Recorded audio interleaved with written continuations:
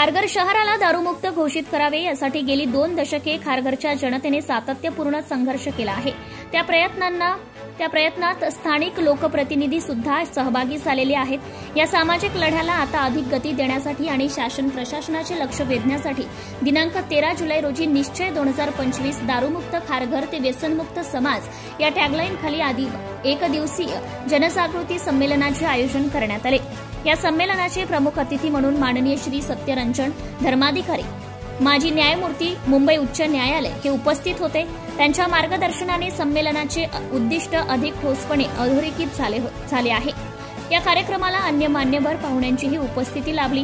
त्यामध्ये माननीय अॅडव्होकेट श्रीमती वसुधा सरदार, महिला आणि आदिवासी हक्क कार्यकर्ता व प्रयोगशील शेतकरी माननीय श्री अविनाश पाटील, संयोजक व्यसनमुक्ती महाराष्ट्र समन्वय मंच, माननीय श्रीमती तेजल खेडेकर, मानसशास्त्रज्ञ आणि लाईफ स्किल प्रशिक्षक आणि माननीय श्रीमती वृषाली मगदूम, सामाजिक कार्यकर्ता इत्यादी मान्यवर उपस्थित होते।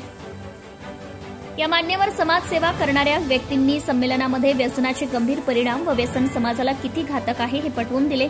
तसेच त्यांनी केलेल्या समाजकार्याबद्दलची माहिती दिली व व्यसनमुक्तीबाबत मार्गदर्शन केले। तसेच या सर्व मान्यवरांनी खारघरच्या संघर्षाला आपला पाठिंबा दर्शवला। या उपक्रमात विद्यार्थी वर्गाने मोठ्या उत्साहाने सहभाग नोंदवला। एसी पाटील कॉलेजचे एनएसएस युनिट, टिळक एज्युकेशन सोसायटीच्या SK college of science and commerce Nerul, NSS DLLE Rotaract club, तसेच JK college of science and commerce घणसोलीचे एनएसएस युनिट आणि भारती विद्यापीठ कॉलेज ऑफ फार्मसीचे विद्यार्थी, तसेच खारघरमधील जागरूक नागरिक, सामाजिक संस्था, विविध संस्थांचे प्रतिनिधी व विविध पक्षाचे कार्यकर्ते यांनी उपस्थित राहून या चळवळीला बळ दिले आहे।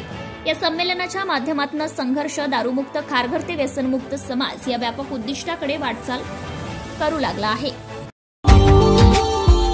Subscribe now and press the bell icon. Never miss an update.